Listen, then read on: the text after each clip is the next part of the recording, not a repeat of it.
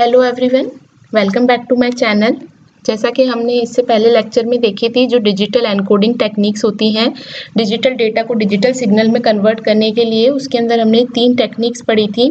तो I hope आपने वो लेक्चर कवर कर लिया होगा, जिसके अंदर हमने टेक्निक्स देखी थी कौन कौन सी होती हैं हमारी डिजिटल टू डिजिटल एनकोडिंग के लिए, unipolar, polar and bipolar. Then polar को हमने फर्दर डिवाइड किया था, NRZ stands for non return to zero, return to zero and biphase. Then NRZ के अंदर हमारी आ जाती है NRZ L stands for level and I stands for inverse. और बाईफेज के अंदर हमारी दो आ जाती हैं, मैनचेस्टर एंड डिफरेंशियल मैनचेस्टर। मैंने इससे पहले वाले लेक्चर में आपको इन सारी डिटेल्स में बताया था कि कैसे बिट्स का ट्रांसफॉर्मेशन होता है, ट्रांजिशंस कैसे होता है, एजेस पे कैसे ट्रांजिशन होता है, कौन से आपके फॉर्म के अकॉर्डिंगली किस तरीके से बिट्स आपकी रिएक्ट करेंगी। जब आप जैसे मैनचेस्टर एनकोडिंग यूज करें तो किस तरीके से आपके डिजिटल सिग्नल बनेंगे, या डिफरेंशियल मैनचेस्टर यूज करें तो किस तरीके से बनेंगे। ये सब मैंने इससे पहले वाले लेक्चर में डिस्कस किया था, ये सब हम ऑलरेडी डिस्कस कर चुके हैं। तो अगर किसी ने वो वीडियो नहीं देखा है तो प्लीज इस वीडियो को करने से पहले आप उस वीडियो को पहले देखिए, ताकि यहाँ पे जब हम वो MCQ सॉल्व करेंगे तो it will be easier for you to understand the MCQs। तो यहाँ पे ये मैंने एक इसका यहाँ पे कंपाइल फॉर्मेट आपको दिया था, जिसके अंदर मैंने सारे मेंशन कर रखे हैं कि NRZ के अंदर कैसे होती है एनकोडिंग, NRZ I के अंदर कैसे होती है, बाइपोलर AMI में कैसे होती है, स्यूडो टर्नरी में कैसे होती है, मैनचेस्टर में कैसे होती है और डिफरेंशियल मैनचेस्टर में कैसे होती है। आइए आज कुछ इसके बेसिक MCQs हम ट्राई करके देखते हैं कि कौन से क्वेश्चन का आंसर क्या होगा। ये इसके अकॉर्डिंगली मैंने यहाँ पे आपको एक एग्जांपल भी दिया था, बताया था, जिसके अंदर मैंने बताया था कि कैसे कैसे हमने एनकोडिंग यहाँ पे ड्रॉ करी है अकॉर्डिंग टू दी स्कीम। अब आइए स्टार्ट करते हैं हमारे फर्स्ट क्वेश्चन से। तो अगर आप फर्स्ट क्वेश्चन देखें तो क्या है, it is a fill in the blank question. In fill in the blanks, encoding 1 amplitude represent a 1 bit and 0 amplitude represent a 0 bit। तो ये किस में आ रहा था हमारा, इसका आंसर क्या होगा। 1 बिट के लिए तो आप रिप्रेजेंट करो 1 एम्पलीट्यूड और 0 बिट के लिए 0 एम्पलीट्यूड, तो ये कौन सी थी आपकी यूनिपोलर। ओके, सेकंड जो है वो क्या है, which encoding positive and negative amplitudes represent the bits. देखो पॉजिटिव एंड नेगेटिव, तो ये आपका किस में आ जाता है, पोलर के अंदर। ओके, पोलर के अंदर आप यूज करते हो positive and negative bits. Okay, then question number 3 देखते हैं। फिल इन द ब्लैंक्स है encoding positive, negative and 0 amplitude. तो देखो पॉजिटिव, नेगेटिव और 0 ये हमने किस में किया था, बाइपोलर में। तो इसका आंसर क्या हो जाएगा, बाइपोलर। ठीक है, देखो फर्स्ट वाले में हमने क्या देखा कि 1 बिट के लिए 1 एम्पलीट्यूड और 0 एम्पलीट्यूड 0 बिट के लिए, या फिर वाइस वर्सा, तो यूनिपोलर। पोलर में हम 2 एम्पलीट्यूड यूज करे थे, पॉजिटिव और नेगेटिव, और बाइपोलर में हम क्या यूज करें, positive, negative and 0। Question number 4 क्या है, a digital signal has its 0 bits represented by 0 volts and its 1 bit represented by 5 volts। तो क्या कह रहा है, 0 बिट को तो आप रिप्रेजेंटेड कर रहे हो 0 वोल्ट से, और 5 बिट को रिप्रेजेंटेड कर रहे हो 1 बिट को रिप्रेजेंट कर रहे हो 5 वोल्ट से। तो ये कौन सी टाइप की एनकोडिंग हो जाती है आपकी, एनकोडिंग, क्योंकि इसमें भी यूनिपोलर। क्यों, क्योंकि इसके अंदर भी आप क्या करो, 0 वोल्ट मतलब कि नो सिग्नल, और 1 का मतलब सिग्नल। ठीक है, तो ये कौन सी हो जाती है अपनी यूनिपोलर, क्योंकि 0 बिट पे आप कोई भी इसको वोल्टेज प्रोवाइड नहीं करा रहे हो, एम्पलीट्यूड प्रोवाइड नहीं करा रहे हो, तो ये इसका आंसर भी हो जाएगा आपका यूनिपोलर। क्वेश्चन नंबर 5 देखो, a digital signal has its 0 bits represented by 0 volt and it's 1 bit represented by -5 और 5 वोल्ट। अब देखो यहाँ पे जो 1 बिट है उसके लिए आप नेगेटिव और पॉजिटिव यूज कर रहे हो, और 0 बिट के लिए आप 0 वोल्ट यूज कर रहे हो। तो देखो 3 एम्पलीट्यूड यूज हो रहे हैं, 0, नेगेटिव एंड पॉजिटिव। तो किस केस में होते हैं हमारे, ये हमारे होते हैं बाइपोलर के केस में। तो इसका आंसर क्या हो जाएगा, बाइपोलर। क्वेश्चन नंबर 6 देखो, a digital signal has its 0 bits represented by -5 volt and it's 1 bit represented by 5 volt, यानी पॉजिटिव एंड नेगेटिव। तो इसका आंसर क्या हो जाएगा क्वेश्चन नंबर 6 का, पोलर, क्योंकि 2 ही एम्पलीट्यूड यूज हो रहे हैं, पॉजिटिव एंड नेगेटिव, जबकि बाइपोलर में आपके 3 यूज होते हैं और यूनिपोलर में 1 यूज होता है। अब मैंने ये बताया था डीसी कंपोनेंट किसकी प्रॉब्लम थी आपकी, यूनिपोलर की।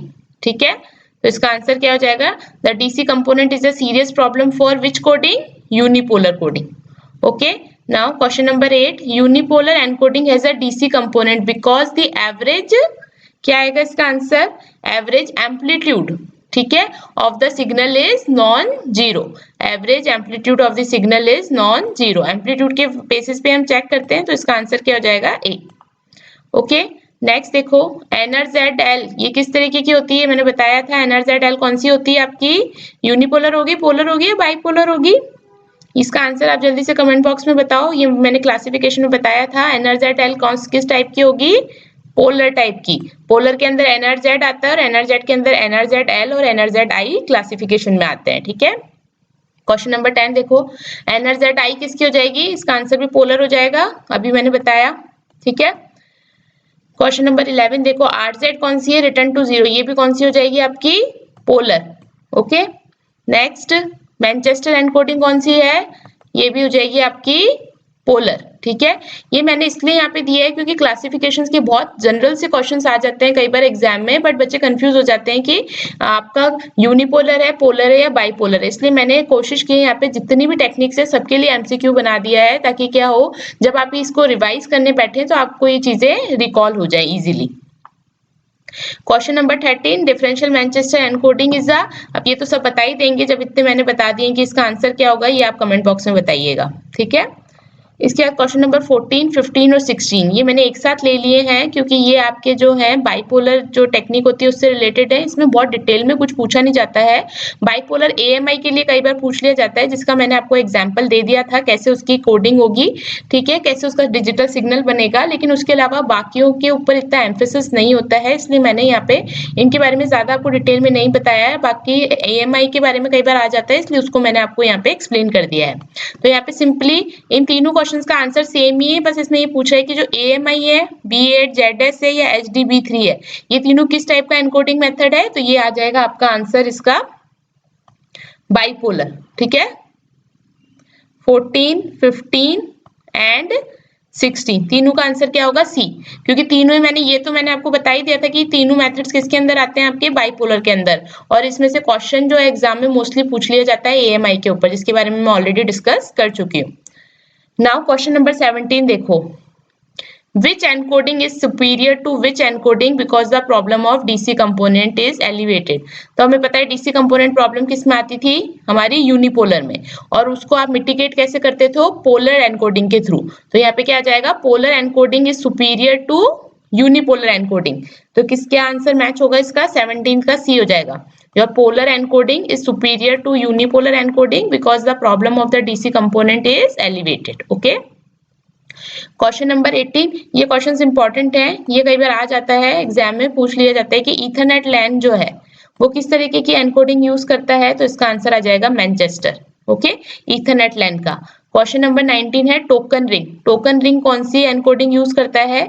तो टोकन रिंग का आंसर आ जाएगा आपका डिफरेंशियल मैनचेस्टर। ओके, तो ईथरनेट का आ जाएगा आपका, ईथरनेट लैन का आ जाएगा मैनचेस्टर, और टोकन रिंग का आ जाएगा डिफरेंशियल मैनचेस्टर। तो ये ध्यान देने वाली बात है, ये पता होना चाहिए आपको कि आपकी ईथरनेट लैन के अंदर कौन सी एनकोडिंग यूज होती है? मैनचेस्टर एनकोडिंग यूज होती है, जबकि आपका जो टोकन रिंग लैन है उसके अंदर कौन सी यूज होती है? डिफरेंशियल मैनचेस्टर, ठीक है। क्वेश्चन नंबर 20 देखो, in which encoding the transition between a positive and a negative voltage represents a 1 bit। तो इसका आंसर क्या आ जाएगा?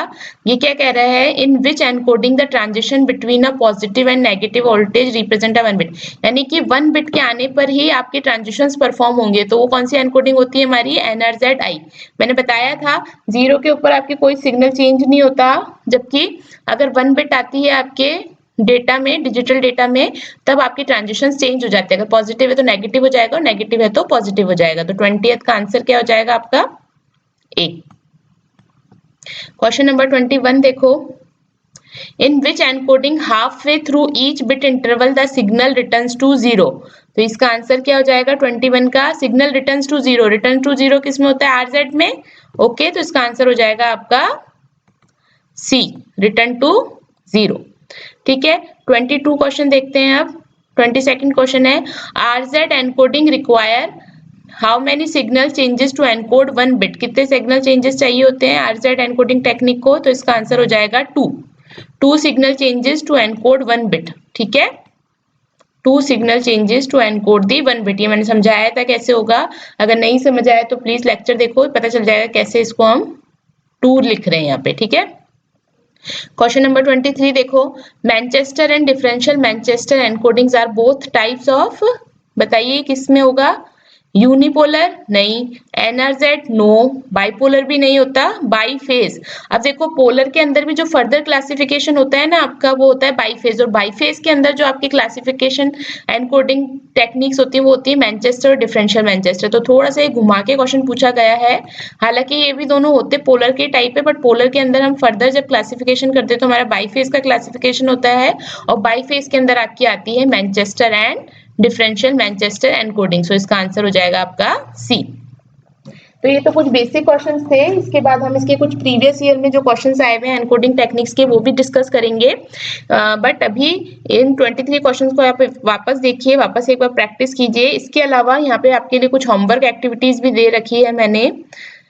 तो फर्स्ट होमवर्क एक्टिविटी तो है कि आपको इस डिजिटल डेटा के लिए सारी एनकोडिंग्स परफॉर्म करनी है, ठीक है। मैंने एक एग्जांपल में ऑलरेडी करवाया था इससे पहले वाले लेक्चर में, जिसमें मैंने डिटेल में बताया था कि कैसे कैसे एनकोडिंग होगी।